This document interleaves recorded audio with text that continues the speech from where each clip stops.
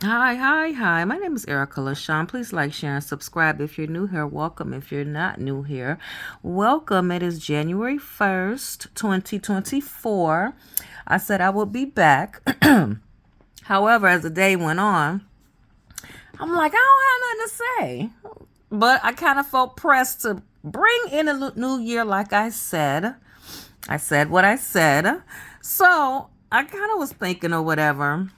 Couple things. I was like, if I'm not interested in the topic, I don't do it. Because I'm like, anyway. So I always thought about this. And like I said in the previous video, I grew up watching horror films with my brother and my cousins. My brother Eric, he's really into it. He still is. He into all type of cinema and movies to the point where he knows movie quotes, long ones. Like for real though, I bought him a shirt. I got him a gift just because I saw it online somewhere, and the T-shirt says it's a cute little tight tee. It is said, tight for men, not tight. But anyway, it says something like I can quote, I can recite movie quotes. I don't know. It was some company that have just quotes on T-shirts, like random quotes or whatever. Like I eat peanut butter in the dark, so sue me. Stuff like that. But if you do eat peanut butter in the dark, it's like it's a conversation piece. So anyway, when I saw that, I was like, you know what? I'm gonna get this for my brother. Just because type of situation. He was like, oh, why you give me that? I'm like, just because I had $30. But anyway, and I love you. But yeah, so like he's into all of that stuff, all of the movies and who plays what and quotes and the premise, and like if I have questions about movies or whatever, I could just call him and he'll explain it to me. What character did this, who said what they said. I don't know. So I ran across this article from cinemablend.com, and it was published on March 15th, 2023 by Rich Knight, Knight. And the title of the article is A History of Black Characters Surviving in Horror Movies. So, that's a little cliche-ish type of topic that, jokes, black people, we never make it to the end. And as a viewer, we yell and scream and get all upset and like, why? Don't do that. Why you going in there? All that. So, the article starts off, they can't kill us all. They can't kill all of us. And it goes into, it states, it's the gift that keeps on giving, it never dies. Or rather, the throp. See, I got my girl out. I knew this was going to happen.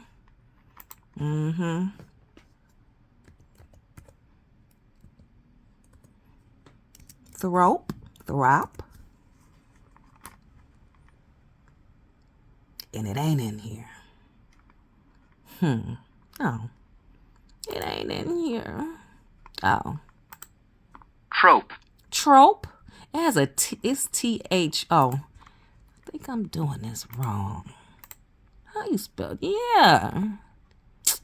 All right. Trop. Webster.com don't know it. Moving forward. I'll say predicament. I hate not knowing. Okay, you can look that up. The word is TROPE.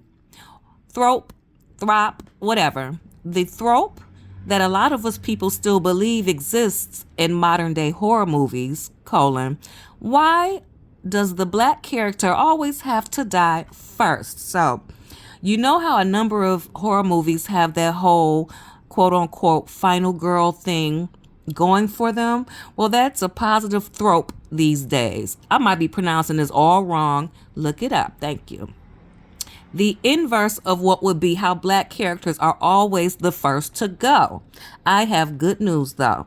This trope that has almost become a running gag at this point, so much so that the tagline for the upcoming horror movie, the blackening is what can all die first, quote unquote, actually isn't as frequent as it once was, and I have proof. Here's a story of black characters surviving in horror movies. There are some, of course, more than I've listed below, but these are some of the most notable survivors. Starting with, I don't want to skip his words. Oh, and a big shout out to the book, The Black Guy Dies First, Black Horror Cinema from Fodder to Oscar, Fodder to Oscar, by Robin H. Means Coleman and Mark H. Harris, for exploring this very topic. Yeah, give them their props. Oh, and some major spoilers are ahead. Duh. The first one, the 1980s, The Thing, A Nightmare on Elm Street 3, The Dream Warriors, etc. That's in colons. But I wanted to start with the 1970s, but things were looking pretty grim. For example, Rosalind Cash survives at the end of the 1971's The Omega Man, which is the best of the I Am Legend adaptations, but she's become one of the mutants, so I don't know if I consider that a same with black exploitation films like the 1970s Blackula, where the title character kills himself, and 1973 Blackenstein, where the monster is torn apart. Now we'd have to run to the 80s to really start getting black characters who truly survive to the end. In 1980's The Thing, Keith David makes it to the end as Chief Mechanic Childs, but he might also be the Thing. People are still debating it today. Mario Van Peebles survived at the end of the 1987's Jaws, The Revenge, and even though he was actually eaten in the original cut, he was allowed to survive in later cuts, so phew, that was a close one. Ken Sagoes, Sagoes, plays a character named Roland Kincaid, who fights and survives in 1987's A Nightmare on Elm Street 3, The Dream Warriors, just said that, only to die the very next year in 1988's A Nightmare on Elm Street 4, The Dream Master. And John Bo Billingsley, who plays Moss Woodley in the 1988 remake of The Blob, lives to store the frozen blob in an ice house. So all in all, not a terrible year for black characters surviving. Another one, 1980s Anaconda, Deep Blue Sea, Still Didn't Know What You Did Last Summer, etc. I don't know if this writer is trying to be funny or what. I'm not okay. Now, here's the thing. The 1990s were a big decade for horror, but also a big decade for popular musicians at the same time getting into acting. But I'll get to that in a moment.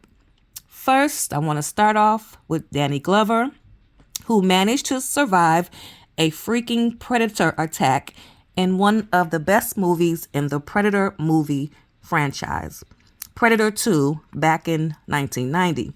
Next, I want to talk about Wes Craven's 1991 movie, The People Under the Stairs. I remember that. I never saw it. The People Under the Stairs, which we included on our list of the best black horror movies. In the film, Brandon Adams plays a character named Poindexter, quote-unquote, Fool Williams, who manages to survive getting eaten by cannibals, which is not a small feat. So I think that was a joke. Ice is snakes out there this big, quote-unquote. You know what? These are jokes, pal. Who is this? Who is writing this? What I say his name was? Rich Knight, you about to have me looking stupid up in here. These are puns and jokes, I'll do my best. But he's giving them nicknames. The first one was Fool. And so he says, really he talking about Ice Cube, but it says Ice, quote unquote, is snakes out there this big?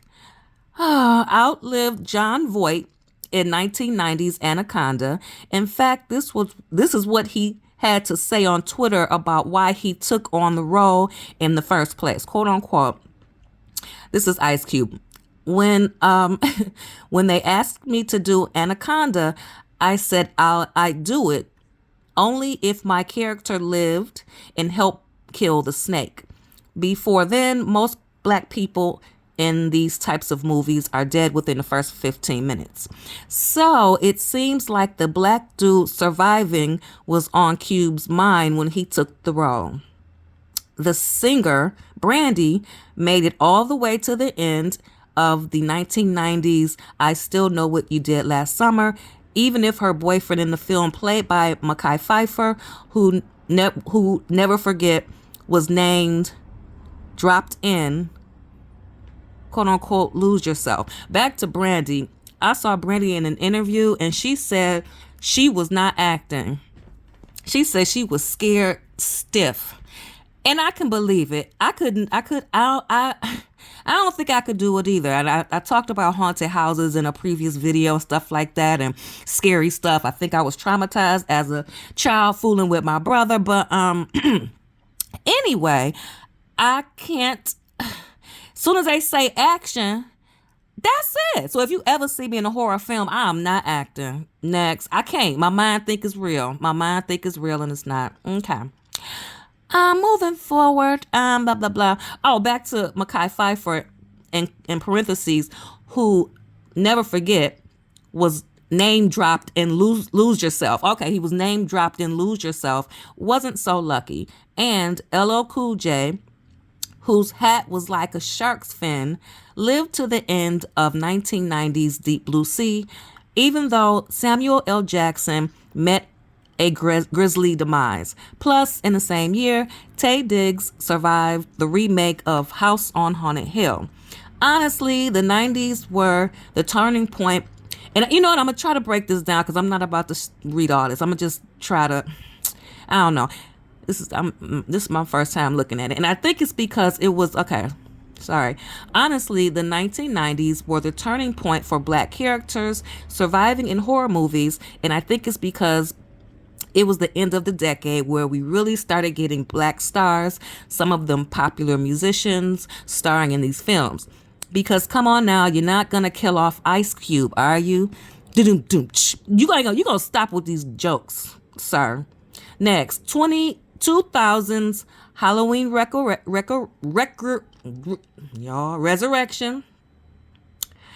Gothica, Blade 2, etc. We got another remake following House on Haunted Hill with 2001's 13, in parentheses, I'm sorry.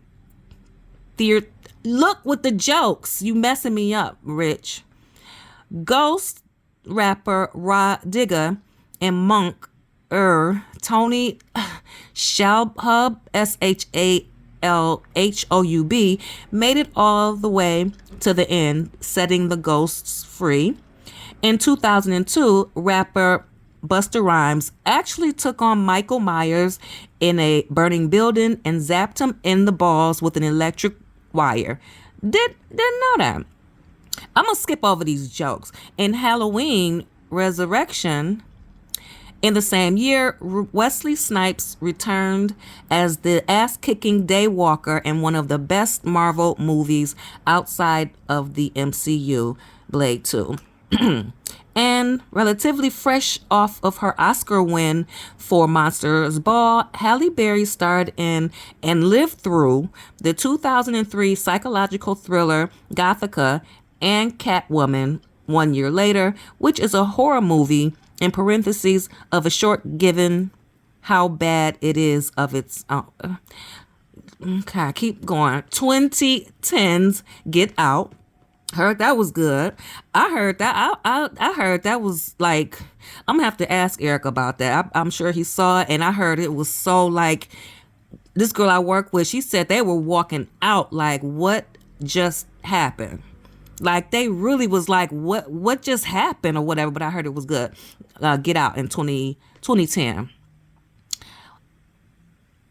And he has commas in here. Attack the Block, comma, ma, etc.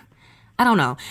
The 2020s were a big decade for Black people surviving in horror films, and the first major one would be John Boyega, Bryega, Surviving Aliens, and 2011's Attack the Block.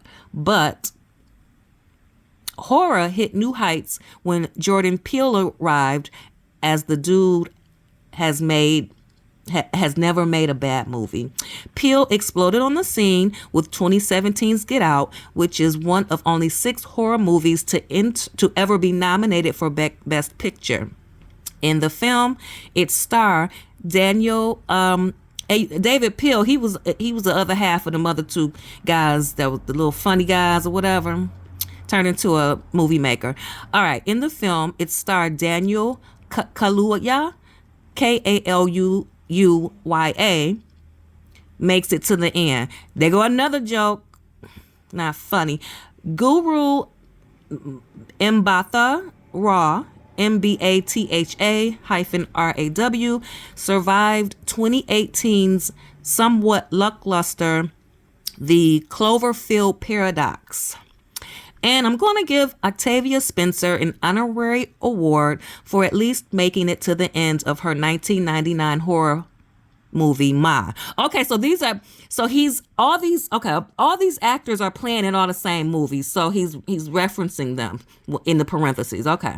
I'm getting there. Cause I'm like, what's Ma? Ma's another one. Okay, so I guess Octavia Spencer was in Ma 2019, as she's at least alive by the end, even though she's in a burning house. And Peele struck again in the best sort of way with his doppelganger horror film Us. I saw Us. It was really weird, where Lupita Nyong'o, Nyongo, we know Lupita, made it out as the tethered who lived. All in all, another great decade for Black characters surviving. I don't think I got to the ending of Us. 2020's Barbarian, nope, and the invasion, invitation, girl. God. And finally, we have our current decade. We really 2020s. Finally, we have our current decade. We really are only getting started, but we do have some notable survivors to mention. And 2020's Barbarian, Georgina Campbell had some close calls in tight spaces with her character known only as, quote unquote, the mother. In the same year, Jamie Foxx, who's no Blade, still made for a pretty efficient vampire hunter in Day Shift. Also in 2022, we got another vampire flick in The Invitation. And while not the star of the film, that would be, so I'm going to start reading it different. Okay, I know what he's doing.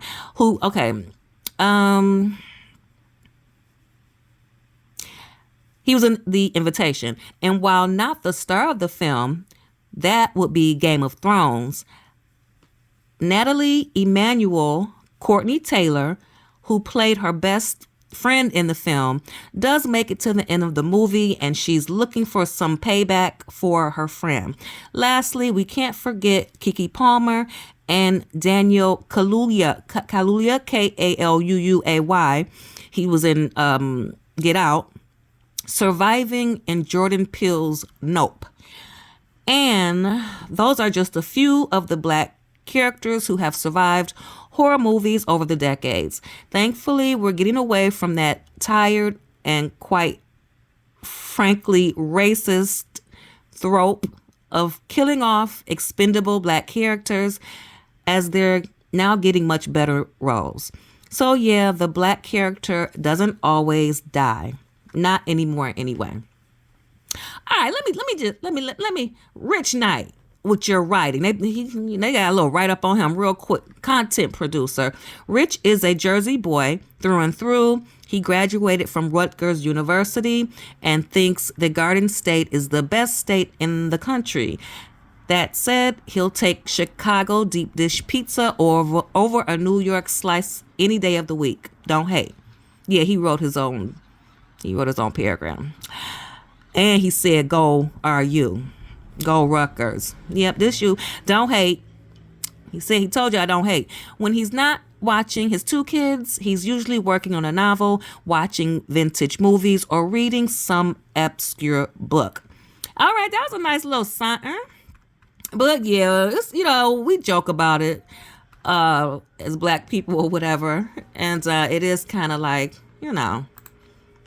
it's a topic to talk about. So I'm going to wrap this one up.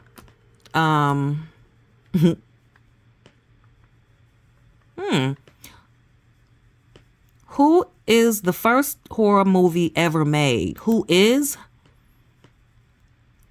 or who was? Just a few years after the first filmmakers emerged in the mid 1890s. Boy, the name is Mellies. Mellies created Le Manoir du Diable. I already see the word black in there. LEMANOIRDUDIABLE. Le Manoir du Diable. Is that the diabolical black or something? Took French and Spanish in high school. Sometime known in English as, the Haunted Castle, or the House of the Evil. Yeah, I see noir in there though. In 1996, it is widely believed to be the first horror movie. Oh, that's the first one ever made, my bad. Okay, so that's it. We about to just, Dead of the Dawn, 1978. First black man to survive a horror film. Ken Foree. Keith David plays. I ain't about to. That's it, y'all. The first black man to survive a horror film. Dawn of the Dead, 1978. All right, I'm getting out of here. I hope everybody is bringing this new year forward, thinking positive. I was going to do a video on affirmations and how they work and, things that, and so I think we should all get some affirmations and say them daily. And then as I was searching, it was some stuff saying, why do affirmations make me feel nervous? I don't know why. And I ain't about to get into it. My name is Erica LaShawn. Please like, share, and subscribe. If you're new here, welcome. If you're not new here, welcome. And that's about it. Happy New Year. Thanks. Bye.